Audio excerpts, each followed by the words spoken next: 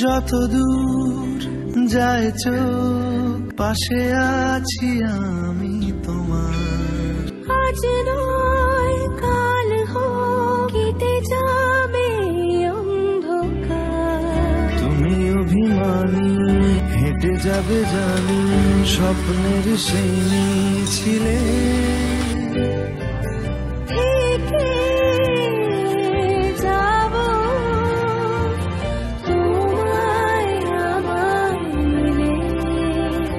Morning, কেমন আছো সবাই? আশা করছি সবাই ভালো আছো, সুস্থ আছো। আমরাও ভালো আছি, আর বিশেষ করে আজকে আমি ভীষণই ভালো আছি। তো নতুন একটা ব্লগে তোমাদের সকলকে জানাই অনেক স্বাগত আর অনেক অনেক ভালোবাসা। এখন বাজে ওই সকাল 10টা মতো হবে। তো এখন থেকেই আমি ব্লগটা শুরু করছি। আর ভীষণ ভালো থাকার কারণ হচ্ছে জয় আজকে বাড়িতে আছে। তোমরা তো জানোই জয়ের মানে ছুটি বলে কিছু নেই। তো ছুটি পেয়েছিল সেই যে আমরা এখানে শিফট হয়েছিলাম যখন মানে রথের দিনে না, রথের পরের দিনে, যেদিনকে আমরা এখানে আসলাম। তো সেই দিনে ছুটি পেয়েছিল, তারপর থেকে তার কোনো ছুটিই পাইনি। পুরো শরীরটা ভালো লাগছিল না, কারণ কি দেখবে টানা মানে একই টানা কাজ করে যেতে কারোরই ভালো লাগে না। মাঝে মধ্যে একটা ছুটি পেলে শরীরটাও ভালো লাগে আর মনটাও ভালো থাকে আর কি। তো জয় আজকে ছুটি পেয়েছে, সেই কারণেই আমি ভীষণ ভীষণ খুশি। সারাদিন তো একা একাই থাকি, জয় ভোরবেলা বেরিয়ে যায়, সেই রাত্রেবেলা আসে। তো ও ছুটি নিয়ে বাড়িতে থাকলে আমার বেশ মানে আনন্দ লাগে আর কি। আর আমি আজকে জয়ের আগে ঘুম থেকে উঠেছি। প্রত্যেকদিন জয় ঘুম থেকে আগে ওঠে, আমি পরে উঠি, কিন্তু আমি আজকে আগে ঘুম থেকে উঠেছি, কারণ কি ও তো ঘুমোতে পারে না, মানে প্রত্যেকদিন ভোরবেলা করে উঠে যায়। তো ওই জন্য করে আমি আজকে আর ওকে ডাক, কিছুক্ষণ আগে উঠে আর ও ব্রাশ করে চলে গেছে বাজারে। কিছু টুকিটাকি বাজারও করার আছে, তারপর কি রান্নাবান্না হবে, এতদিন পর বাড়িতে আছে, একটু তো রান্নাবান্না করতে হবে, তাই না? সেই যে রথের মেলায় গেছিলাম না আমরা, সেখান থেকে তো কী কী কিনেছি তোমাদেরকে দেখানোই হয়নি, আমি ভুলেই গেছি। কালকে এই যে গার্ডারটা বার করতে গিয়ে এই গার্ডারটা বার করতে গিয়ে আমার মনে পড়েছে যে আমি তো মেলা থেকে কী কী এনেছি তোমাদেরকে দেখানোই হয়নি। তো এর মধ্যে বেশ কিছু জিনিস আছে মেলা থেকে আনা। তারপর আমি আরও একটা জিনিস আমি দেখাচ্ছি তোমাদেরকে। আর গতকালকে যে গেছিলাম বাজারে, তো সেখানেও আমার কিছু জিনিস দরকার ছিল টুকিটাকি, তাই আমি কী কী নিয়ে এসেছি কালকে আর সেদিন মেলা থেকে কী কী এনেছিলাম। প্রথমে দেখাই গতকালকে কী কী এনেছি। মানে আমার এই জিনিসগুলো খুব দরকার ছিল, জানো তো। আমার ফেস ওয়াশটা শেষ হয়ে গেছিলো, তো সেই কারণে একটা ফেস ওয়াশ নিয়ে আসলাম। এই যে এটা আমি কখনোই ব্যবহার করি না, হিমালয়ার লেমনটা। এটা ওই দেখো, ব্যবহার কখনো করিনি আগে, আজকে করলাম সকালবেলা। মানে আমার স্কিন না খুব অয়েলি, জানো তো। তো একবারই ব্যবহার করতে বেশ মানে অনেকটা ফ্রেশ লাগছিল আর কি, তেল তেলে ভাবটা অতটা ছিল না।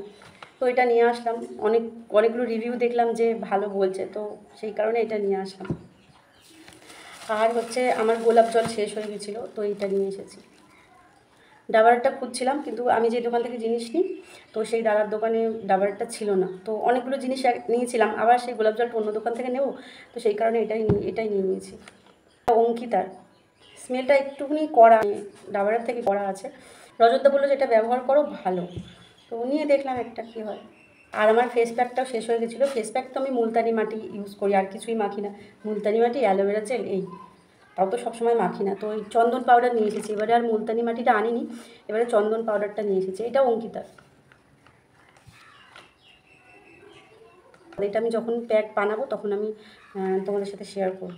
চন্দন পাউডারটা খুব ভালো, জানো। আমি আগে একবার এনেছিলাম, অনেক আগে, আর তারপর আমি ওই মুলতানি মাটিটা এনেছিলাম। আর এই ক্যাপসুলটা দরকার ছিল, চুলের জন্য, স্কিনের জন্য খুবই ভালো।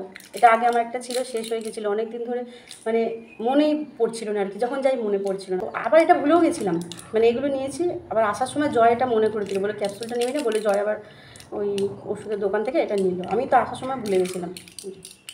আর একটা ফেস রেজার নিয়েছি। এই যে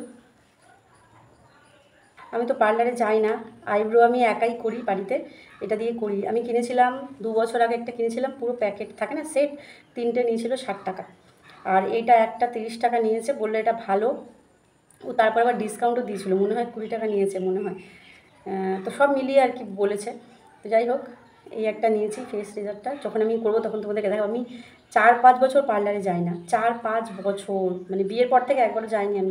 আমি বাড়িতেই করি, মানে আইব্রোটা আমি বাড়িতেই করি, এই আর কি। তো এই সমস্ত জিনিসপত্রগুলো আমি কালকে কিনতে গেছিলাম, এগুলো আমার খুবই দরকার ছিল। এইগুলো এখন আমার অনেক দিন যাবত চলে যাবে, এখন অনেক দিন কিনতে হবে না কিছু। মেলা থেকে কী কী কিনেছিলাম সেদিনকে, এই দেখো, মেলা থেকে এগুলো কিনেছিলাম। এই প্লেটটা কিনেছিলাম, প্লেটটা কি সুন্দর দেখো। এই প্লেটটার দাম নিয়েছিল 20 টাকা, আর একটা বাটি তোমরা দেখেছো হলুদ রঙের লাল লাল ফুল, আমি কয়েকদিন ব্যবহার করছি, ওটাও নিয়েছি 20 টাকা দিয়ে। এই দুটো নিয়েছি, মানে এই প্লেটটা আর ওই বাটিটা, এই দুটো নিয়েছি।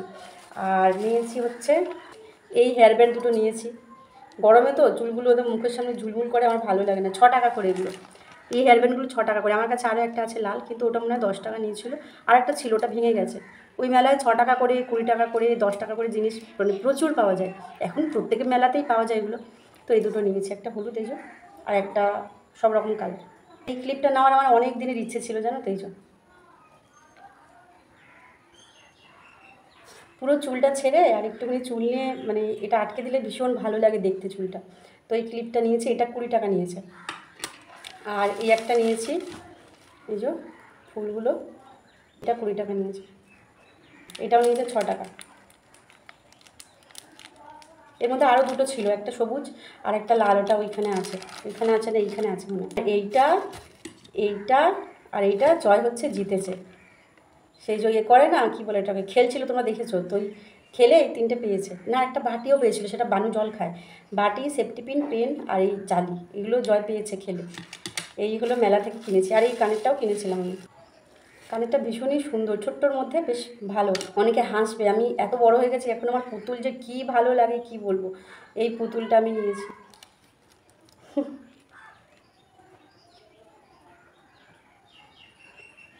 কি সুন্দর দেখো, দুটো চুল বাঁধা দুদিকে। এটা কিন্তু চাবির রিং, জানো, এই যে এটা আমি আলমারিতে ঝোলাতেও পারি, আবার এমনিও রেখে দিতে পারি। পুতুলটা ভীষণই সুন্দর, আমার পুতুল ভীষণ ভালো লাগে এখনও। আমি মেলায় গেলে না শুধু পুতুলের দিকে দেখি, জানো তো। এই পুতুলটা নিয়েছি, এইগুলোই নিয়েছি মেলা থেকে। আর এই থালাবাটিটা, এটা মেলা থেকে নিয়ে এটা হচ্ছে চুল দিয়ে নিয়েছি। ওই চুল আঁচড়াতে গেলে একটু একটু চুল ওঠে, ওটা আমি জমিয়ে রেখে দিয়েছিলাম। দিয়ে এখানে তো কেউ আসে না, তো মাকে আমি দিয়ে এসেছিলাম যে মা কোনো বাসন পেলে নিও তো। আমি ছোট্ট একটা কড়াই নিতে বলেছিলাম, তো কড়াই পাইনি, ছোট্ট মতো কড়াইগুলো, তো কড়াই পাইনি, ওই জন্য মা থালা নিয়েছে। দুটো বাটি আর একটা থালা পেয়েছে। মাকে একটা বাটি দিয়েছি, এই বাটি দুটো হয়েছে, মানে চুলে আর কি। এই থালাটা হয়েছে আর এরকম বাটি দুটো হয়েছে। তো মাকে একটা বাটি নিতে বলেছি আমি, একই বাটি, তো মা একটা নিয়েছে। আর এই থালাটা আর বাটিটা আমি নিয়েছি, এটা চুল দিয়ে। যখন ভাই বন্ধন আসে তখন আমি মানে থালার খুব তখন সমস্যা হয়।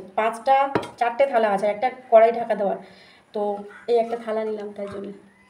সেরকম তো কেউ আর আসে না, তো সেজন্য দরকারও পড়ে না আর কি। তো এই জিনিসগুলো ছিল, তোমাদেরকে দেখিয়ে দিলাম।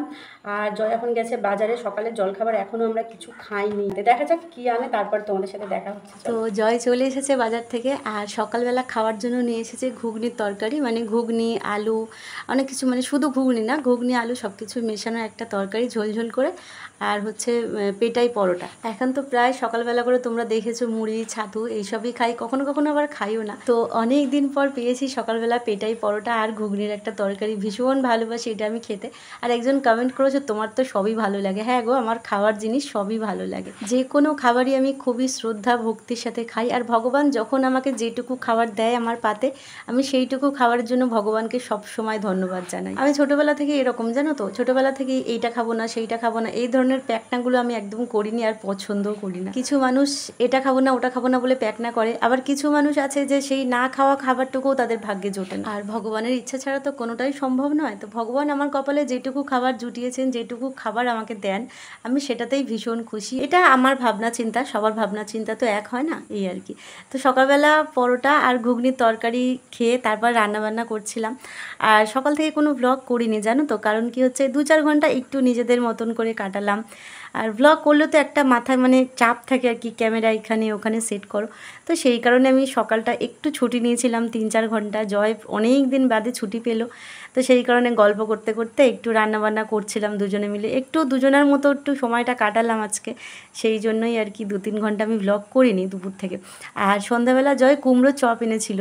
আমাদের এখানে একটা জায়গা আছে, সেখানে কুমড়োর চপ ভীষণ ভালো বানায়। যেন আগে যেই বাড়িতে আমরা ভাড়া থাকতাম সেই বাড়িতেও তোমরা দেখেছো, আমাদের এখান থেকে অনেকটাই দূরে। তো জয় সন্ধ্যাবেলা করে গিয়েছিলো, ওখান থেকে কুমড়োর চপ নিয়ে এসেছিলো। তো দুজনে মিলে গল্প করতে করতে ওটাই খেলাম। আর দুপুরবেলা মাংস রান্না করেছিল, আর জয় করেছিল পটল ভাজা। তো পটল ভাজা আর মাংসের ঝোল দিয়ে ভাত খেয়ে দুজনে মিলে মুভি দেখলাম। একটা মুভি দেখলাম আজকে, ভীষণই ভালো মুভিটা, আর্মির, জানো তো। আবার আমার আর্মিদের মুভি দেখতে ভীষণ ভালো লাগে।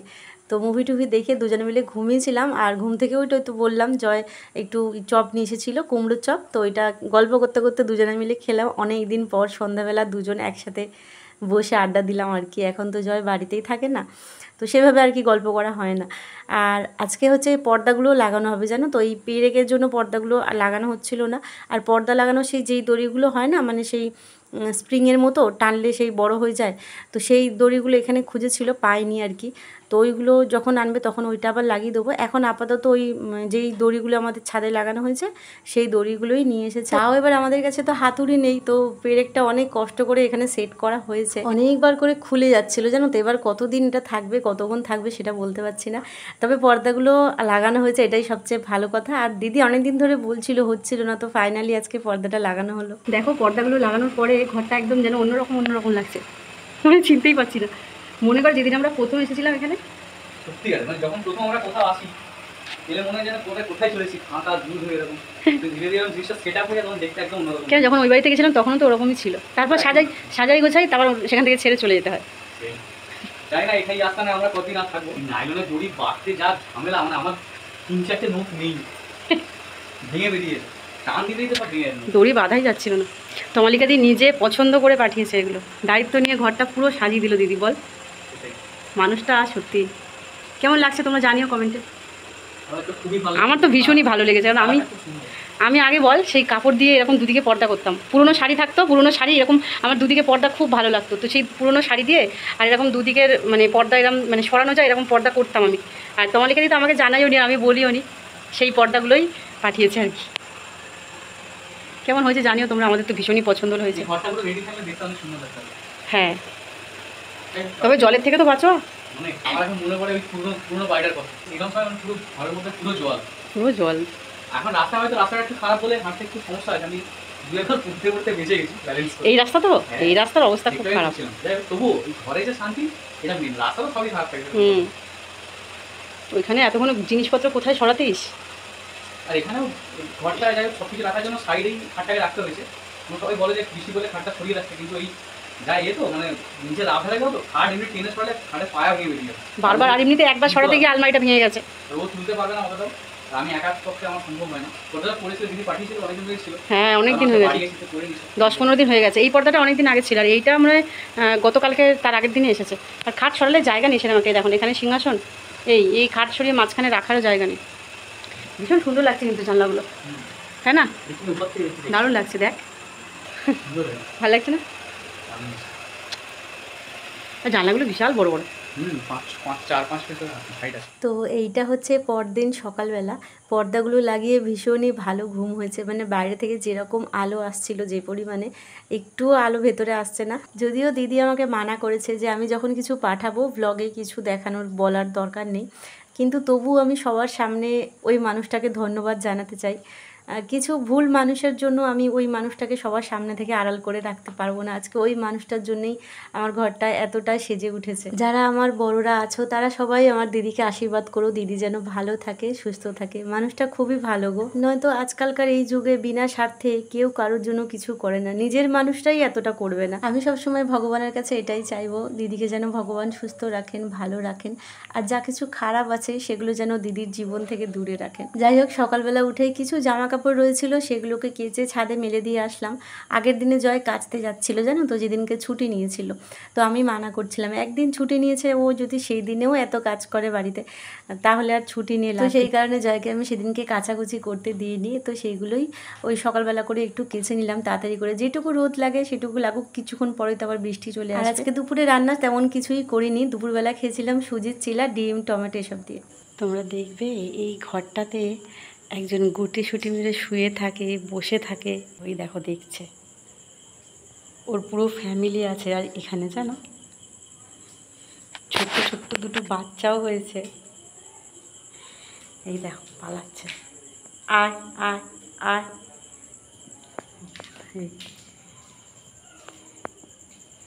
আয় আয়। ওই দেখো বেরিয়ে চলে গেল, ওই যে পাঁচিল দিয়ে পালালো।